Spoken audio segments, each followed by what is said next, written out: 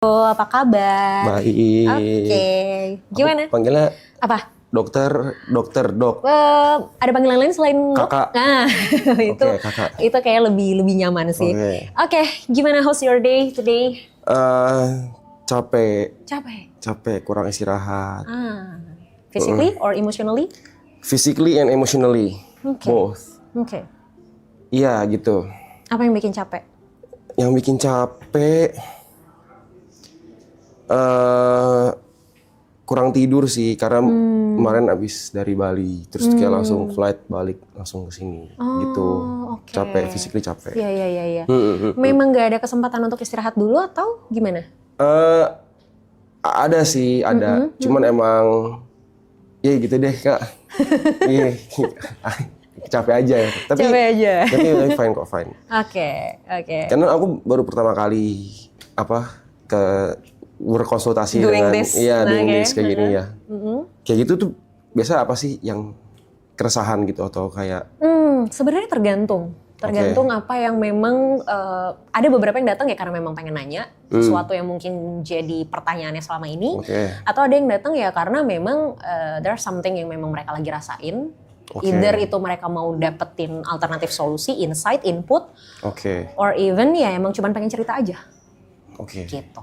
So dari kamu ada yang mau diceritain atau ada sesuatu yang memang mau ditanyakan? Ada. Apa tuh? Saya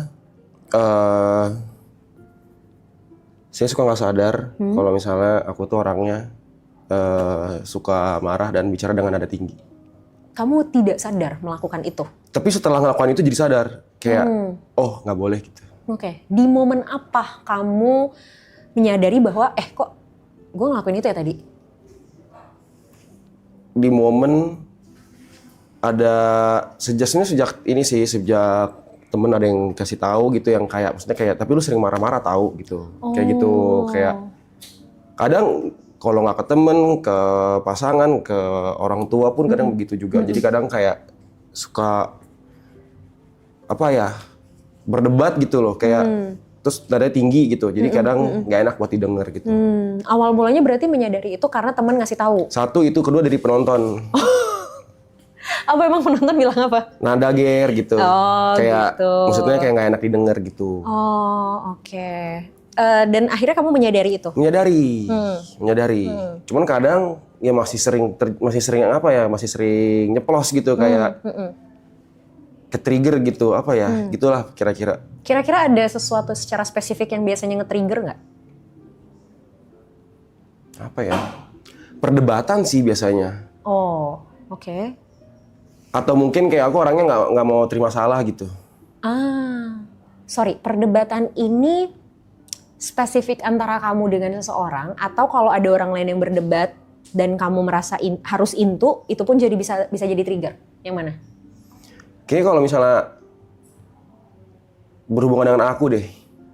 Kalau itu berhubungan sama kamu. Iya gitu, kayak gampang kepancing. Mungkin sama sih kayak yang sebelum pasien yang sebelumnya. Kayak maksudnya kayak anger management gitu. Maksudnya kayak gampang ke-trigger, gampang emosi. Tapi ini bukan di sosmed gitu. Beda. Secara langsung? Iya, kalau misalnya kayak bacain hate comment sih enggak. Kayak komen-komen negatif itu aku nggak peduli. Iya, ini lebih ke interaksi secara langsung. Lebih ke interaksi secara langsung gitu loh. Kayak misalnya kayak apa sih gitu, kayak jadi kayak maksudnya kayak apa nggak harus disampaikan dengan emosi gitu, nggak perlu dengan nada tinggi, sebenarnya bisa dengan nada yang baik aja orang juga ngerti sebenarnya gitu loh. Padahal sebenarnya aku nggak punya maksud untuk seperti itu. Iya. Oke. Tapi kadang itu muncul secara natural aja. Iya, muncul secara natural. Oke. Tapi tadi kamu sempat bilang biasanya spesifiknya kalau misalnya memang ini berkaitan sama kamu, betul. Khususnya ketika kamu ngerasa nggak sependapat gitu atau nggak setuju dengan hal itu, atau gimana? Iya, nggak setuju dengan hal itu. Oke. Apa yang kamu pikirin kalau misalnya ternyata ada orang yang mungkin nggak setuju sama pendapat kamu atau? Sebenarnya nggak masalah sih, gitu loh. Misalnya apa ya? Bentar, lagi mikir dulu contohnya apa ya? Boleh.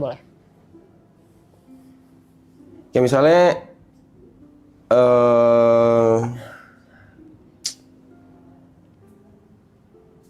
waktu itu kemarin ada acara di sini, terus ada yang numpahin karpet misalnya. Bumbu kacang tumpah ke karpet gitu. Oke. Memang nggak sengaja tuh, ya kan. Cuman karena aku orangnya suka bersih gitu, jadi kayak yaudah tuh aku langsung bersihin, Tapi pas aku lagi bersihin, tiba-tiba ada yang nyuruh ke belakang. Gitu. Padahal aku lagi ngebersihin nih karpetnya nih. Dan aku nggak mau dibersihin sama orang lain karena orang lain nggak ngerti cara ngebersihinnya. Kayak gitu. Jadi aku lagi ngebersihin nih. Terus karena aku lagi ngebersihin, aku kesel nih ngebersihin, lagi ngebersihin. Terus ada yang manggil ke belakang, "Ger, ayo ke belakang, ayo." Nah, situ aku kesel. Duar gitu, kayak gitu. Padahal bisa aja sebenarnya cuma ngomong kayak bentar ya, lagi bersihin, bentar abis bersihin cabut ke belakang. Misalnya bisa aja kayak gitu. Cuman gara-gara kayak gitu jadi emosi kayak gitu. Kayak jadi nada tinggi gitu. Iya. Oke. Terus setelah akhirnya kamu nggak sengaja mengeluarkan nada tinggi itu, yang kamu lakuin apa abis itu? Mungkin orang yang ngajak ke belakang jadi kayak oke, marah nih gitu. Aku jadi lebih ke mencairkan suasana aja sih. Jadi menganggap itu kayak lebih kayak biasa aja gitu. Jadi nggak lagi marah loh gitu. Ini bukan lagi marah loh gitu. Untungnya kamu menyadari after itu bahwa kayak kayaknya harusnya tadi nggak perlu kayak gitu. Iya, betul. Ya, untungnya emang proses menyadarinya tuh cepet gitu loh, nggak terlalu lama. Ya. Oke. Gary, sorry kalau boleh tahu kamu di keluarga anak keberapa? Kedua. Anak kedua. Punya adik? Kakak satu. Kakak satu, oke. Ini kalau nyaman ya, kalau tidak nyaman untuk menjawab nggak usah. Hubungan di keluarga seperti apa? Baik. Tinggal serumah. Cuman karena di sini aja jadi pindah ke sini gitu. Masih tinggal serumah keluarga. Boleh mendefinisikan lebih luas nggak baiknya itu seperti apa? Kalau ada yang ulang tahun makan bareng. Terus setiap pagi pasti sarapan bareng. Karena di sini aja enggak ya gitu. Karena kan masih tinggal di rumah, pasti tiap hari makan bareng. Karena kan aku juga cenderung kerja di rumah. Orang tua juga dua-duanya kerja di rumah. Jadi dekat sebenarnya sama orang tua. Gitu, kayak sering ngobrol, sering apa gitu. Tapi gitu yang namanya dalam rumah, pasti kan ada tuh perdebatan gitu ya dalam rumah gitu kan, misalnya apa gitu loh. Pasti ada aja lah, mau hal-hal kecil lah, misalnya cuman kayak piring kotor nggak ditaruh di balik di meja di tempat cucian, kayak gitu-gitu kan hal-hal yang bisa terjadi di rumah gitu. Betul. Nah, sorry aku potong. Kalau ada perdebatan kayak gitu di rumah, apa yang terjadi? Kalau udah berdebat biasanya adalah aku pasti berdebat tuh. Aku pasti ikutan. Tapi aku lama-lama akhirnya aku kayak sadar aku untuk lebih diem aja. Aku bakal nyautin dulu tuh. Aku bakal nyautin dulu. Terus biasa sama mama sih. Bisa sama mama. Kalau papa pasti diem gitu. Sorry, papa berarti lebih diem? Dia kalau debat tidak menanggapi. Dia menanggapi dengan diem. Dia nggak ngomong gitu. Nah dari situ aku juga berpikir kayak, berarti kalau misalnya begini nih untuk menghentikan perdebatan, caranya diem. Dengan diem berarti perdebatan selesai. Kalau diladenin terus, ngadu terus, nggak ada habisnya gitu. Kalau kakak gimana? Kalau kakak nggak gimana sih, biasa aja sih. Laki-laki apa perempuan? Sorry. Perempuan. Kakak perempuan. Kalau dia sebenarnya lebih asik dengan dunia diri sendiri. Kayak gitu, dia kayak ada kerjaan sendiri, lebih sering di kamar, walaupun sering di rumah juga gitu. Tapi tetap masih ngumpul gitu, masih nggak ada masalah sih. Masih sering ngejalanin rutinitas keluarga bareng-bareng ya? Masih. Masih. Kayak makan bareng nih. Oke. Kamu pernah nggak, misalnya kamu lagi pengen sesuatu di keluarga kamu gitu, terus ketika kamu pengen tapi kamu belum bisa dapetin, biasanya respon kamu seperti apa? Ini dapetin ini berupa apa nih? Apapun, misalnya kamu pengen beli sesuatu. Barang atau afeksi atau... apapun, bisa barang bisa afeksi. Boleh nggak dua-duanya dijelasin? Mungkin dulu sih. Kayak waktu zaman sekolah lah, mungkin kayak 10 tahun yang lalu gitu kali ya. 10 tahun, belasan tahun yang lalu lah gitu, zaman SMP SMA gitu lah ya. Ya mungkin gara-gara kayak misalnya ngelihat temen, misalnya kan di sekolah nih temen misalnya pakai kendaraan baru lah misalnya terus kayak ada rasa tuh pengen gitu misalnya, tapi orang tua nggak bisa ngasih. Tapi kalau sekarang sih udah nggak kayak gitu sih. Kita flashback di saat misalnya kamu pengen hal itu kayak tadi misalnya kendaraan, orang tua lagi nggak bisa ngasih. Nah, biasanya respon kamu gimana? Sadar diri sih. Sadar diri. Iya sih, nggak maksa sih. lebih tahu keadaan aja sih, kayak tahu keadaan dan bisa adaptasi aja. Kalau udah tahu kayak, oh ya ini emang udah sadar kayak, oh ini emang gue nggak mungkin bisa dapetin ini gitu. Kalau misalnya gue mau dapetin ya bukan minta dari orang tua, tapi gue dapetin sendiri gitu. Nada tinggi kamu ini terjadi juga di rumah nggak sih? Iya. Iya. Pendapat orang tua dan kakakmu gimana dengan nada tinggi kamu nih? Respon mereka gimana? Dibilangin sih, dibilangin gitu. Tapi biasanya dibilanginnya itu pas lagi momennya baik-baik aja tuh. Jadi kayak misalnya lagi makan, kayak misalnya mama bilang kayak, atau enggak kayak kakak bilang kayak, lu tuh suka marah-marah tahu, dia bilang kayak gitu. Sampai tapi kemarin kakakku bilang kayak, mungkin kayak mamaku juga sama gitu kali ya, mungkin kayak namanya ibu-ibu gitu kan mungkin ya. Tapi kayak kakakku tuh bilang kemarin ke aku, kayaknya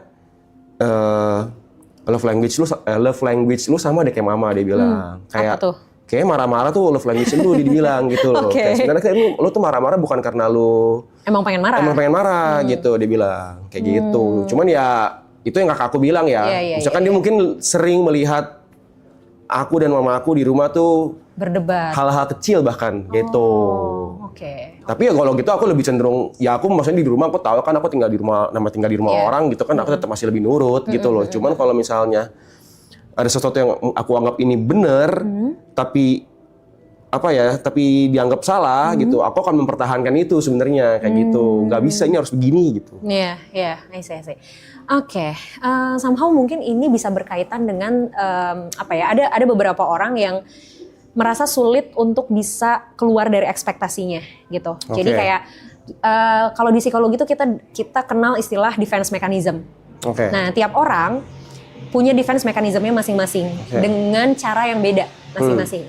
Ada orang yang defense mechanismnya itu namanya rasionalisasi.